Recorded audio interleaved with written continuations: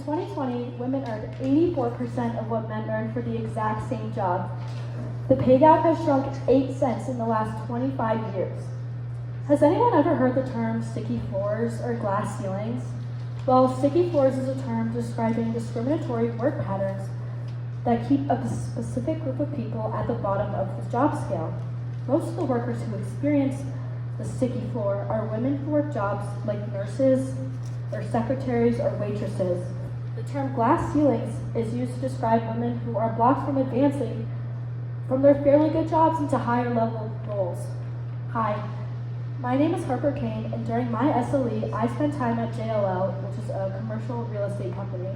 I shadowed a young woman who was just like me, and I could see myself in her shoes in the next 7 to 10 years, metaphorically and literally, because we actually did have the same shoes.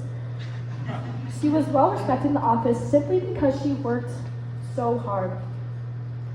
What I realized is that you have to work harder than everyone else in order to be a successful woman in business. You have to want it more than everyone else in order to stand out, and I want it. Women first started owning businesses in 1972. That's only 50 years ago. 50% of women-owned businesses now don't succeed past 5 years, which just goes to show that you really have to want it and have to work so hard to be taken seriously. In the words of Mary Fernandez, every successful entrepreneur starts somewhere.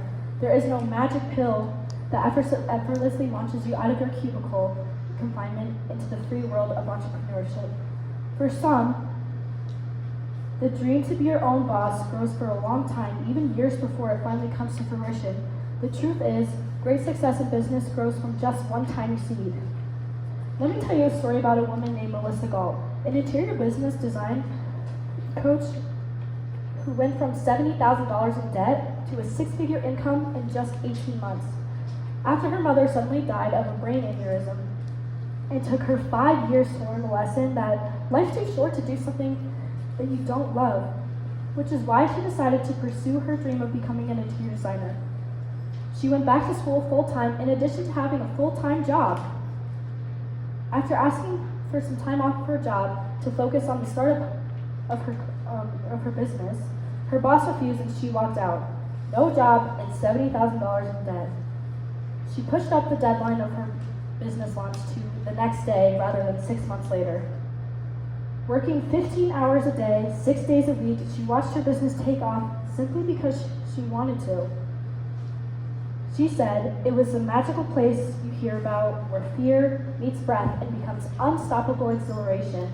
She began making a 6-figure income in less than 2 years and loved what she was doing. This is exactly my point. Melissa wanted it, worked incredibly hard, and she got it. This reminded me of the expert I worked with, a young woman in her early 20s, had 2 promotions in the first 5 years of her workforce at JLL. While I observed her working at her desk, I could tell that she had that drive. She was so focused on getting everything done, not stopping for lunch until she was satisfied with the work she had gotten done. In contrast, there was a woman that I observed right next to her, and you could tell the difference between the two. You could tell my expert had that drive and the ability to work hard. The woman next to her, not so much. Here's the thing. My mentor is someone I want to be like and be sure that I'm similar to. Seeing her drive made her a clear role model and helped solidify my dream to be sitting at her desk in the near future. Seeing how successful she was and how well respected she was by everyone in her office because of her hard work gave me the hope for women in my generation that are looking to start a career in business, an industry dominated by men. If I were to intern at JLL 20 years ago, I can guarantee there wouldn't be many, if any, women in that office. Even now, some of the bosses at JLL are completely men. Nationally, only 8.1% of Fortune 500 CEOs are women, and that's only 41 out of 500.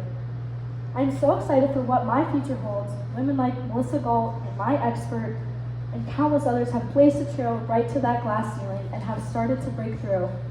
I too am going to take a hammer, smash a big old chunk out of that glass ceiling, and use my passion, perseverance, and hard work to get me to the top. Thank you.